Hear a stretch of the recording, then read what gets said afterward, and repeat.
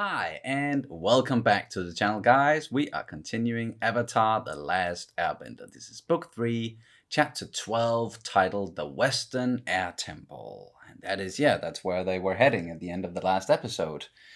After that, pretty damning defeat. The Fire Nation capital, because they knew they were coming, and we totally forgot about the fact that the Earth King, he was the one who spilled the beans and told Azula and also Mai and Ty Lee about the invasion and the eclipse and everything. So of course that's how they knew. I don't know how we could forget that, really. But yeah, of course some of you pointed it out, and thank you for that. And something else that we actually didn't even talk about, because so much happened in those two episodes, and we even mentioned like one of the scenes that we enjoyed the most. That was the scene between Zuko and Osai.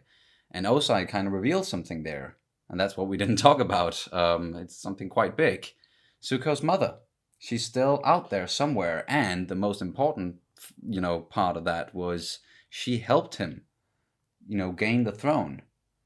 And that was because she wanted him to spare Zuko. So for Osai to spare Zuko, they just made a deal, and that was, it resulted in Osai becoming the new Fire Lord, and she was kind of banished instead. But banished to where? And is she still out there? She's probably still alive, and she's gonna come into play at some point. And she is, and if it wasn't because people pointed it out, we wouldn't have known that we had to be aware of that. So thank you guys. Oh yeah. So people were pointing it out in previous episodes, unfortunately, that she was alive and she's going to come into play at some point again. So that may have been why we didn't talk about it, because we weren't that surprised. But either way, it is a big thing. It is a big revelation. So yeah, there it is. But what's now going to happen at this Western Air Temple? Because other than the Gaang heading there with all the young ones, or the children, from the whole invasion, and the ones who helped them, and the adults then stayed behind. Zuko, he's right behind them, and he's gonna join the gang and help Aang learn firebending. He's gonna prove himself before he's gonna join. Yeah. There's some stuff there that they're gonna have to work out before he can probably join the gang, and maybe Iroh is gonna factor into that whole thing, that he's gonna vouch for Zuko or something. But yeah, on that, I think we are ready to just jump into the episode, pretty much. I just quickly wanted to say, I'm still trying to do the whole color coordinating to the last book, but I don't know if it's the right color of yellow, but yeah. Either way, it's still like I'm trying. In the ballpark. I'm trying. Yeah, exactly. Anyways, let's do it. And you can, of course, always check out our full-length reactions, where you can sync up the footage with your own copy of the episode. We also have early reactions for Avatar. We are 4 episodes ahead. It's all over on Patreon, and you can find the link down in the description below. And here we go.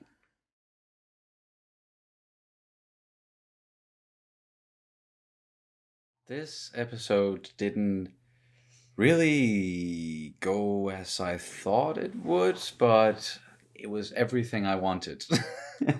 Like, I really wanted them to get into the whole Zuko trying to join the gang thing as quickly as possible.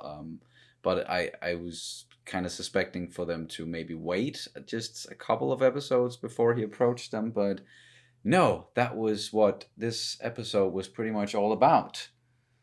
Was Zuko trying to join the gang. Fuck, I loved every minute of it. Well, even there was some very powerful tear bending going on. Yeah, you can see. You can see on the shirt. Yeah, exactly. Because I also, it was just like a comment that I also loved every second of. Yeah. I have been, and you guys know by now, I have been calling this for so long, and it feels so right. Exactly. It feels so right, and some people have been asking us, or me maybe more specifically, that now that we've gotten past this point and we've gotten to the actual redemption arc, and Zuko finally realizing who he was and what he needs to do, or what he needed to do to become the person that he's always meant to be, and his destiny, and regaining his honor, and how he was going about it. Like, now that we've got all of that, how do I feel about the season 2 finale, or the book 2 finale. And yeah, like as I've said multiple times, Azula is never gonna become my favorite character, but I definitely appreciate more how the trajectory of Zuko's character, that he didn't, like, the turn didn't come there because he wasn't fully ready for it. He still needed,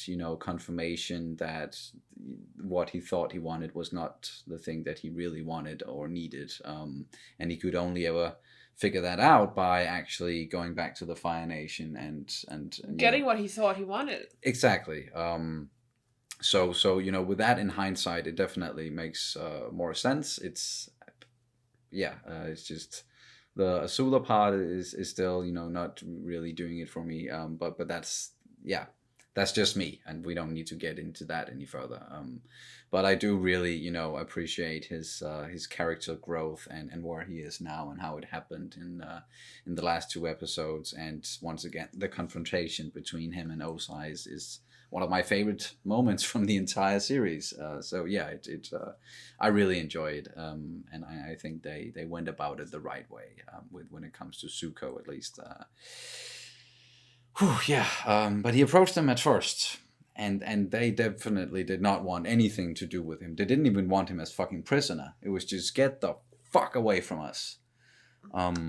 And he then kind of, went back and talked a little bit more, at the frog. But he was still blaming himself. I'm saying talking at the frog because he's not really talking with it. It's not even a frog. It was like a sugar glider frog or something. Yeah, I have no idea what that was. A mix, just like all the other animals, pretty much. Weird mix, yeah. Except for that, the bear. One bear. One bear, yeah, that we saw with the Earth King. But yeah, he went back and then he blamed himself a lot, and I even commented on that. Yeah, that is a part of him growing as a character is him looking inwards way more, and now he's doing it a lot and really blaming himself. But I do like that he's not lashing out at the Gaang for not letting him in, because he sees it from their side, and we do so as well. It is, and that's why we were so curious about this whole thing, about him trying to be a part of the gang, is, how the hell are they going to trust him? Because it's like, it makes sense that they shouldn't trust him, or they wouldn't trust him. But what can he do to... Yeah. Yeah, it's just... Of course, we know exactly everything he's been through and who he is as a person. And that he's sincere now. And of course that he's sincere and everything, but it's just like, it hurts so much, like the rejection that he keeps on getting. And especially from Katara. I'm sorry, but that's one I really understand, because she let him in once and he completely betrayed her. Exactly. Betrayed her trust and everything. So yes. I totally get that. But for me, it's just like, because I know everything he's been through, and he's such a tragic character. He's so much hurt and rejection in his life, and then he gets this, like, of course, I also know that it takes a lot more than just saying, hi, I'm sorry for doing all the bad stuff. But it's just, I get, my bleeding heart, it's just, I just want him to do good, and I know it's gonna come, but it's just, the rejection is so hard. And, but I think, once again, as you also said, the development, the character development, him not actually taking the rejection like he actually understands the rejection, and he doesn't lash out because of it. The old Zuko would have lashed out like crazy. Yeah, and would told them that they're weird, or they are weak wrong, and stupid and wrong, and all that. All this, and instead he's just like, well, he's completely understanding of it. He's like an empathetic being, like he's embracing the compassionate, empathetic side. He's embracing the goodness and like giving them the benefit of the doubt, and really wanting to prove himself to them. And so... Even when he burned Toph, he was so, like, he was really apologizing and like, no, sorry, I didn't mean it. And then when she just, crawled away, and he was like, why am I so bad at being good? Yeah. But it's like, he's really trying, and I do think he's like, doing a really good job. He's really trying, and once again, him not lashing out and not being angry at them for not accepting him, that is, so important still, that, and it really shows once again that he is a changed person. or a changing person. Yes, that he is It's a changing. progress. Definitely, it is still a progress, but he's come a long way since. Just the flashbacks that we saw in this one, like that was so. And they were so saying, like it was. They went. At first he went to, like a week after the banishment. He went to the Western Air Temple to look for Aang, and then he had the whole conversation with Iroh, and Iroh saying, "Hey, rest and just think about him, not pressuring him or just supporting him basically. Take some time." And then later on, he did the whole thing where he was like, "Yeah, I'm destined to go look for the Avatar and bring him home and stuff like that. And I'm destined to capture the Avatar and gain the honor back from doing that and from my father and then Iroh says, well, destiny is a funny thing. It was almost like Iroh knew it was gonna happen. And a lot of foreshadowing. Exactly. And he's like, well, destiny is a funny thing you're talking about, like that's your destiny. And it was almost like he knew that, well, the destiny was not him. He was not destined to chase the Avatar because of him wanting to restore the honor in terms of bringing him back and this whole Fire Nation thing. It was destiny was for him to chase the Avatar, to help him restore his honor by doing the right thing, as he also said. Like it was a part of his journey for him to realize what it really means to regain your honor and how you should go about it and what it means to you as a person honor who you should be doing it for. Yeah, exactly. And then what he said to the gang is I needed to earn my honor by doing the right thing, by doing the good thing. And then even Aang was like, I do think that you are destined to be my firebending teacher. Still has a way to go, a long way. as we said, and definitely Katara not trusting him at all, and even we definitely got that threatening him in the last scene, and it is very much understandable. And then what I meant by it's especially sad when seeing Katara reject him is because Katara a lot of the time is the voice of good and the voice of reason, and she is preaching a lot of that trying to see things from different perspectives, and like it's just because Katara is very wise, and I do think that her and Zuko would get along, but she has already gotten burned once, and that is why she is especially not trusting of him. Of course. So it makes a lot of sense. So it's just sad to see that distrust there, but it's not that it's not making sense. But I actually think that Toph, she really shined in this one. She was like, she really wanted. Like, of course, she could tell. Oh, I love that burn. She could tell that he was not lying. He was sincere about himself, like in his feelings and everything. And that burn. Like sometimes I feel like I'm not the blind person here. Yeah, exactly. Yeah. I'm the only one who's not blind in this group. Or exactly. You're the blind ones, and she. And her voice of reason. I feel like that makes sense in regards to her, her groundedness and her being an earthbender. That because she was able to she's an earthbender, so she's able to rationalize in a way. And not necessarily go being controlled as much as her feelings, as much as, for example, a waterbender. That even though she's very compassionate and empathetic, she can also go in the different direction. She's so sensitive and very emotional, and because of that, because she was hurt and she's so sensitive. Then of course she's perhaps not as able to look beyond her hurt feelings. Yes, and her anger and everything, as Toph said. And I also do think there's an element of, and I think Toph talked about it too, with the family. Because Toph knows what it means to come from a family kind of a broken family, and a family that you're not on the best of terms with. And that's not really the case for Sokka or Katara, even though we've had some stuff there, and the stuff with Katara and her dad and kind of blaming him, and the same with Sokka too. But it's still like their parents are good, and it's different circumstances that kind of drove them apart a little bit. But Toph just understands this whole family business on a different level and can maybe relate it more to Zuko's situation. So she kind of sees it from his perspective.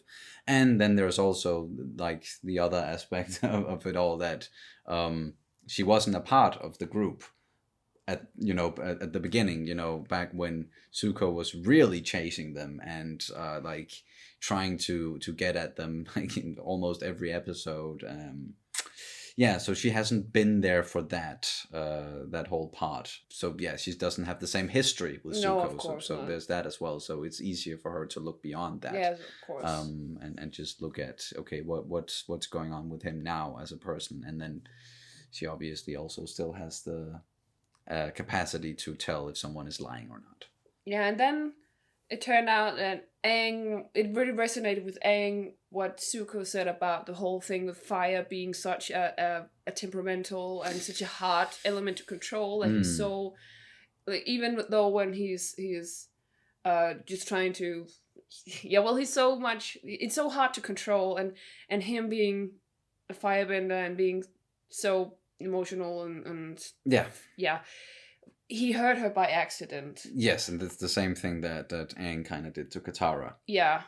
Aang can see that Zuko understands how dangerous it can be to firebend, and how much it can hurt the people that you love, and how much responsibility it takes. Yeah, exactly. It's very dangerous being a firebender, because it's a very explosive type of bending, so to say. And Zuko understands that, and that showed Aang that, okay, maybe he is destined to be my firebending teacher, as we said. And then he really got the chance to, before that conversation happened, he really got the chance to sort of not redeem himself in their eyes, but at least get an in by helping defeat the combustion man guy dude. And it seems like, yeah, he got defeated. Like, that was them telling us that he died by having his metal arm glove thing just fall down. And he never really figured out how to combat like getting struck in the head by either a pebble or a boomerang, because we did see that just the tiny pebble was enough to disorient him and like basically implode. Yes, but it wasn't as powerful as when he really hit hard with that boomerang. Like, it was exactly. But what I just meant about it was that, like, apparently he never really caught on to what happened. Like, he still tried to hit them. It seems like he was still trying to shoot his combustion thing ray at them, and then he just exploded or imploded. So yeah, he obviously never found out or never really learned or caught on that if I get hit with a pebble or a boomerang in the head, then I should wait a little bit before I start to do the combustion thing again. But yeah, that happened. Sokka essentially took him out, but Zuko still, helped, and helped. they see even they, of course, they didn't know he sent him in the first place.